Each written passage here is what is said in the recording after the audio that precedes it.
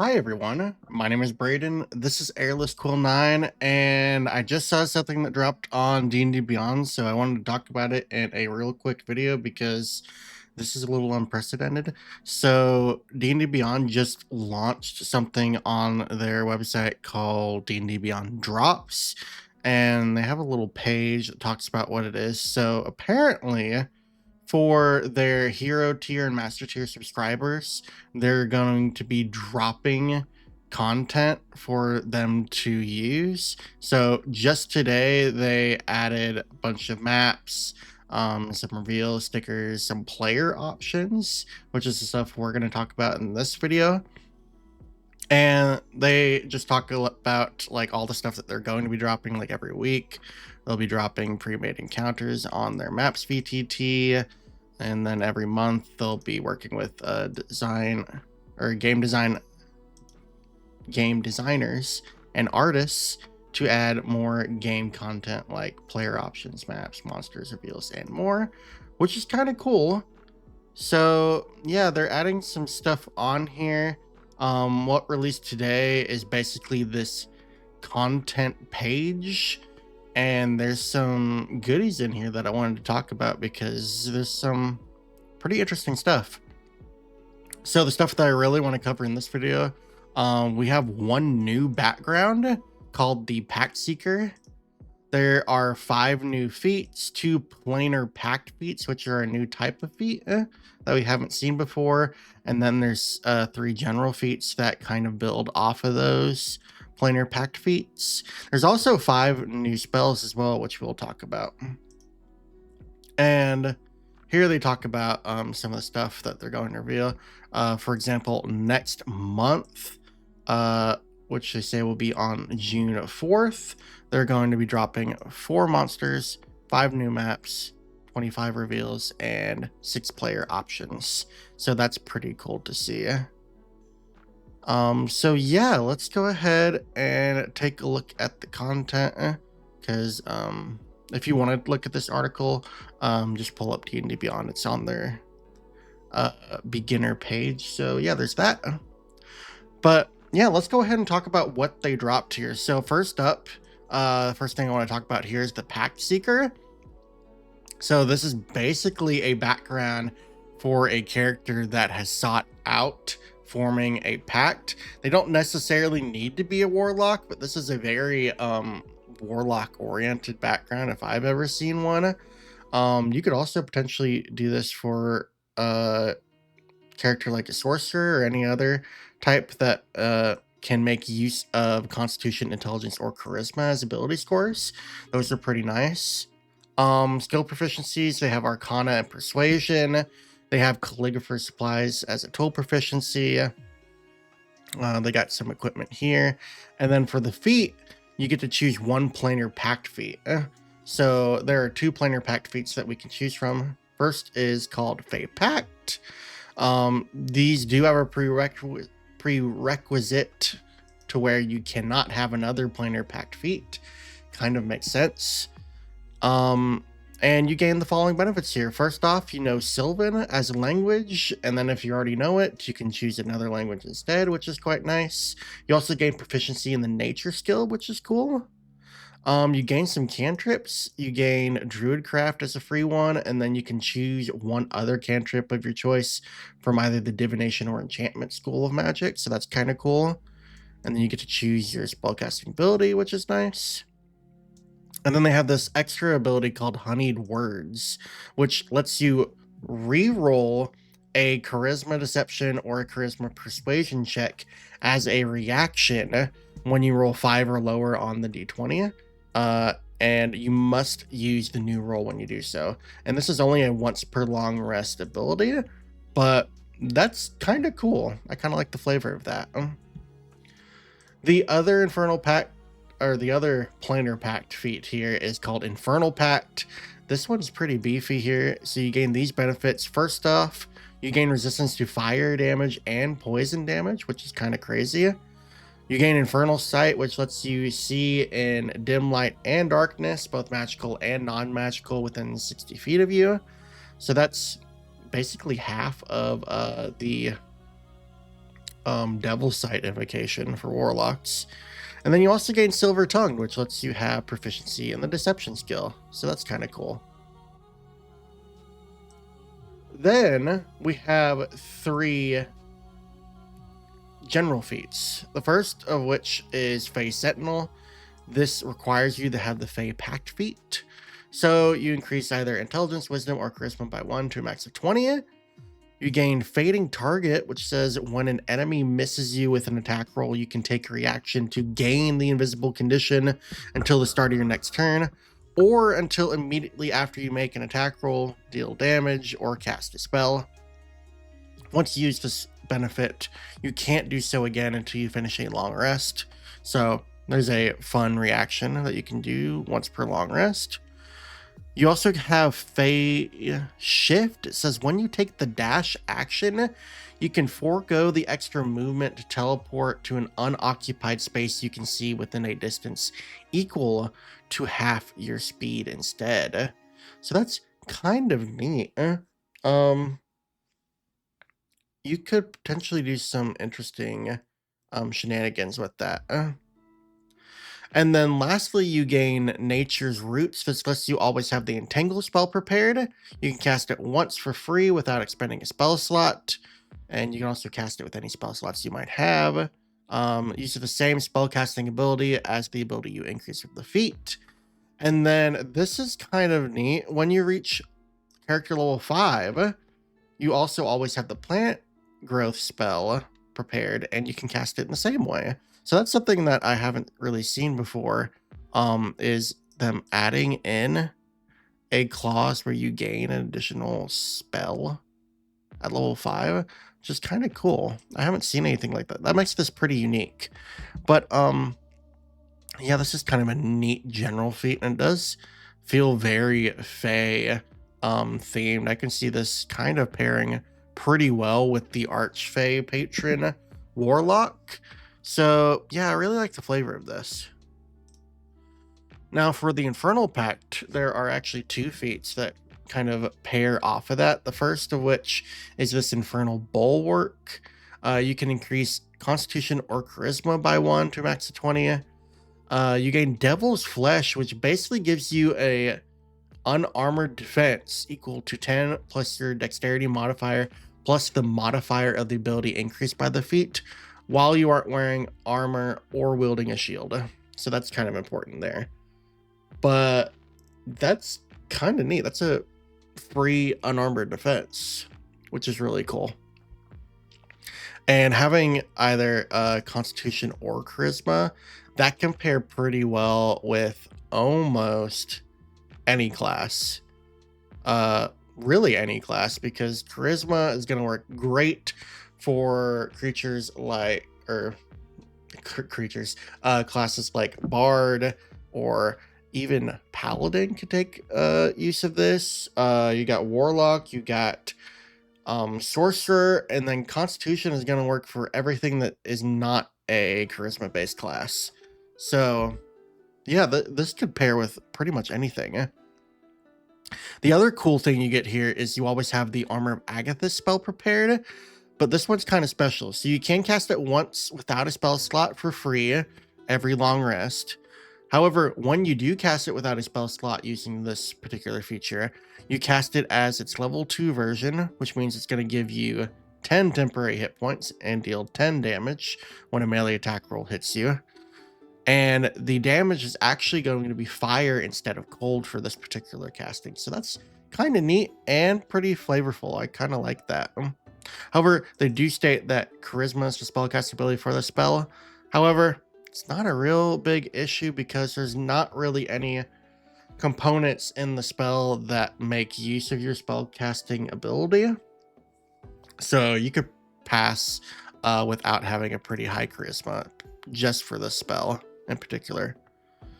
And then you also gain one additional feature, which is kind of crazy. You gain Vengeful Surge. This says that whenever a creature you can see within 60 feet of yourself forces you to make a saving throw and you succeed, you can take a reaction to deal 1d10 fire damage to that creature, and you can use this particular benefit a number of times equal to your proficiency bonus per long rest. So this isn't really crazy, but when I thought about it, this could be really cool because you could pair this with something just says whenever you make a saving throw and succeed.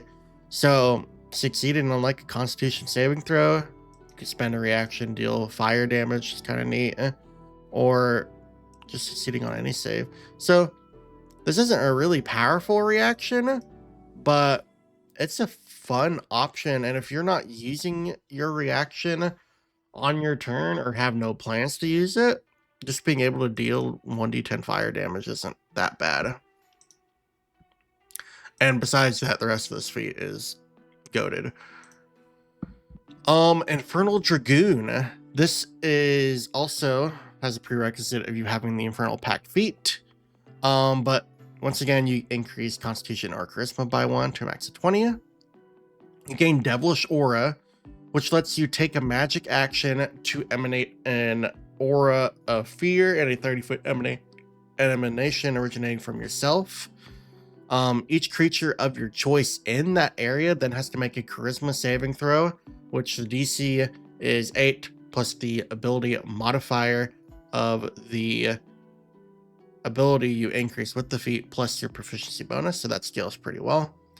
And then on a failed save, the target has the frightened condition until the end of its next turn. And on a successful save, a creature is unaffected and it is immune to this ability for 24 hours. So that's not great, but just applying the frightened condition is good in itself. So this isn't necessarily bad. And also, it being a 30-foot emanation is pretty crazy. That's going to potentially affect a lot of creatures because that covers a pretty wide area of effect. So this isn't really that bad. But you also gain Devil's Favor, which is kind of neat. It lets you call to your Infernal Patron for aid. Whenever you make a D20 test, you can just choose to add a +2 bonus to the roll, and you can do this once per long rest. So yeah, that's kind of neat. It's very limited, but I'm not going to say no to just being able to add a +2 bonus to any D20 test. So yeah, it's kind of cool. And then you also have Diabolic Empowerment. This lets you always have the magic weapon spell prepared. You can cast it once for free without expending a spell slot every long rest. And when you do use that free casting, the spell duration is actually 8 hours for that particular casting instead of the 1 hour that it normally is. So that's kind of cool. Of course, you can always cast this with any spell slots that you might have for your particular character. And Charisma is your spellcasting ability, but that's not going to be a big detriment for this particular spell because there's no real effect for your spellcasting ability in this particular spell. So yeah, that's pretty awesome. Also, I kind of like the synergy of this. You could cast magic weapon on a weapon that you are holding or on one of your allies' weapons, and then since you have your action free still, just go ahead and use Devilish Aura. So some nice synergy there, and I kind of like those. So yeah, those are the feats here. So let's go on talking about the spells that are present that they released. So there's 5 spells here. The first one is Astral Flood. This is a 3rd level evocation spell. Action to cast, range of self, verbal, somatic, material components, instantaneous. So you channel energy from the astral sea to unleash a torrent of magic from you in a 30-foot cone. Each creature in the cone must succeed on dexterity saving throw or take 4d10 cold or radiant damage, chosen when you cast a spell. Your choice of damage type determines an additional effect as well. This is kind of cool. So cold damage, the target has disadvantage on the next d20 test it makes before the end of your next turn. And radiant damage, the target can see only within 15 feet of itself, and it has the blinded condition for everything beyond that distance until the end of your next turn. So I like that there's some variety in the spell. That's kind of neat. And then you can upcast the spell, and all it does is increase the damage by 1d10 for each spell slot level above 3. So that's kind of neat. And then if you were curious, the material component is a mixture of water and powdered silver. This is available on the Bard, Cleric, Sorcerer, and Wizard spell list. So that's kind of neat there. Next up, we have Buzzing Bee. This is a first level spell from the Conjuration School. It has verbal, somatic, and material components. The material component is a dab of honey, which is pretty flavorful. The range is 120 feet. This is concentration up to 1 minute for the duration. And yeah, let's talk about this. So you call forth a noisy spectral bee.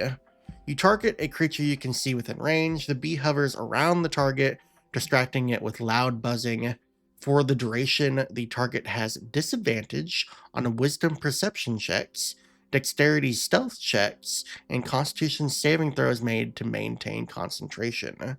In addition, the target cannot benefit from the invisible condition.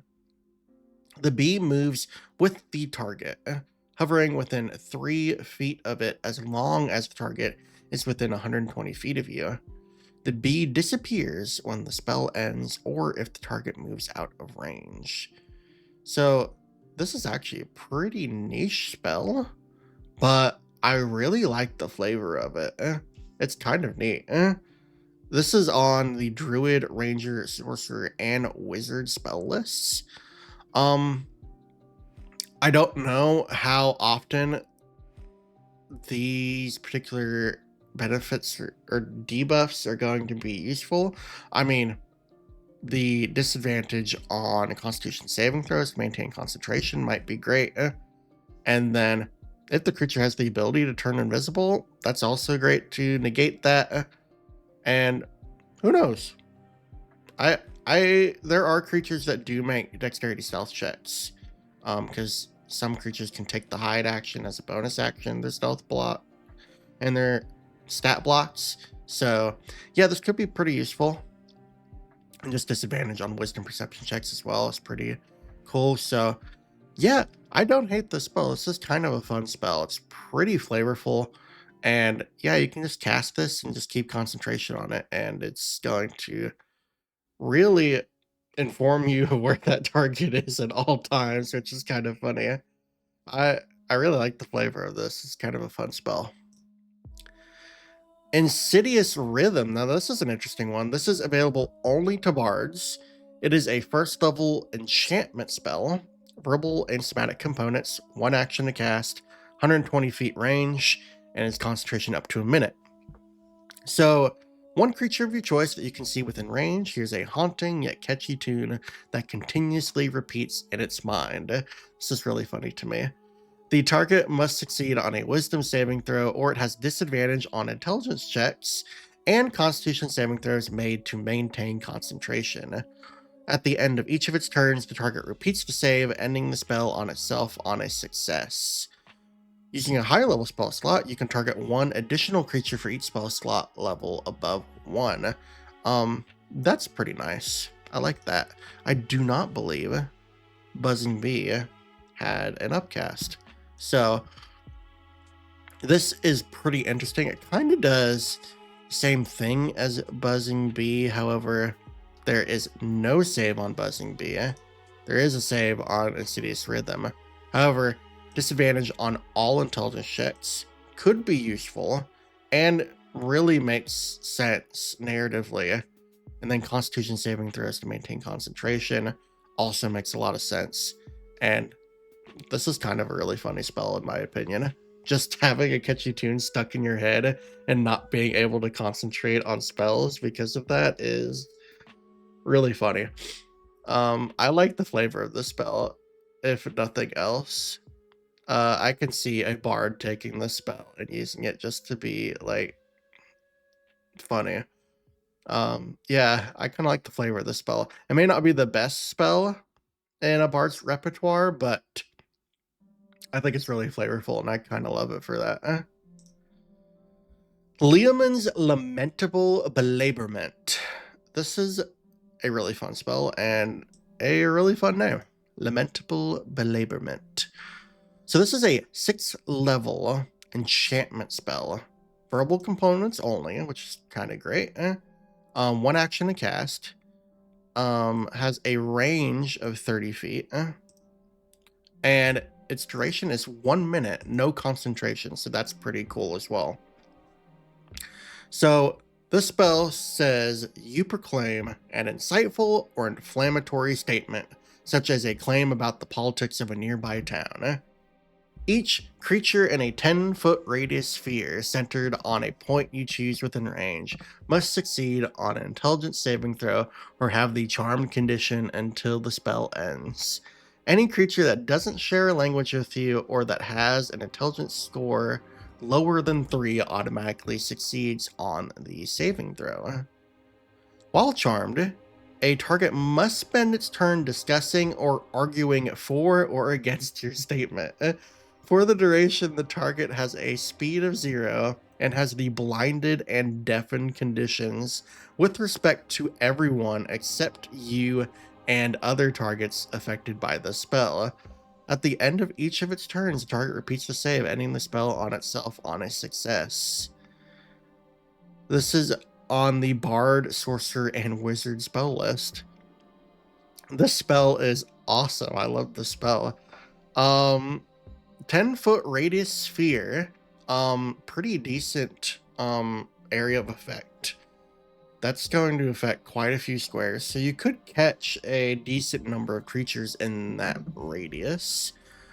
God, I love the flavor of the spell. Just forcing a bunch of creatures to argue about something inflammatory or insightful. Just rage baiting a bunch of creatures into arguing about something you say is kind of funny. I really love that. Yeah, this is a really cool spell. Very flavorful. I would definitely take this as a bard character. I see this as really funny. The best part about this is it's not a concentration spell as well. That's really good. Yeah, I really like the spell. That's really cool. Lastly, we have this fun spell, Sticks to Snakes. I think there used to be an older edition spell called Sticks to Snakes, so that's really neat. I think there was also an older, I think Buzzing Bee used to be an AD&D spell, if I know from what I've heard. But yeah, we got Sticks to Snakes. This is a 4th level transmutation spell, concentration of 1 minute, 1 action to cast, 90-foot range, verbal, somatic, and material components. The material component is a small piece of bark and several snake scales. Pretty, makes sense. This is on the Cleric, Druid, and Ranger spell list. So, you choose up to 4 non-magical sticks, no longer than a quarterstaff, or similar pieces of non-magical wood, such as torches, spears, etc. Makes sense. That you can see within range to shapeshift into snakes. Creatures that are holding a targeted object can make a charisma saving throw. Oh, you don't see charisma saving throws pretty often. That's nice. Preventing the target from shapeshifting on a success. Each shapeshifted target uses the venomous snake stat block. That's kind of fun. Venomous snake is a CR 1/8 creature, so pretty low.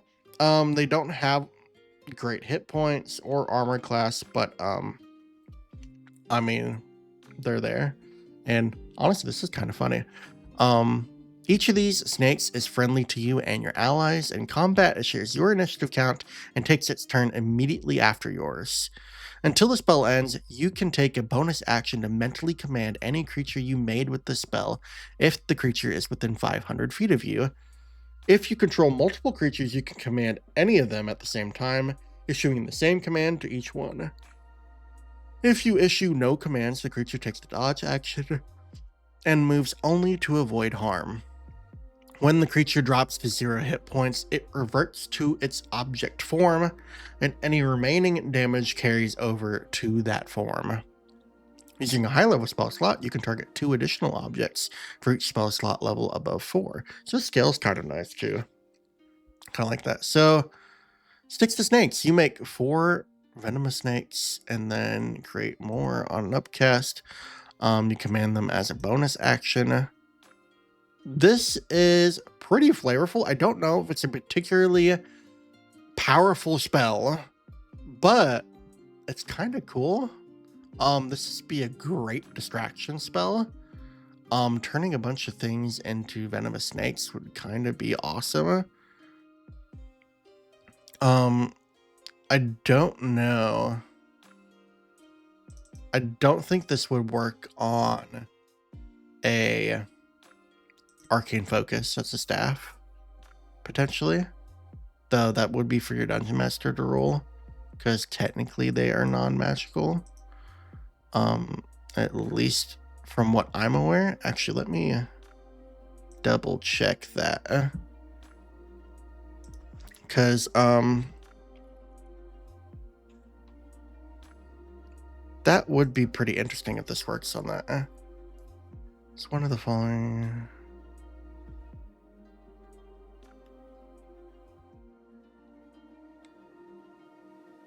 Oh, so a quarterstaff could be a arcane focus.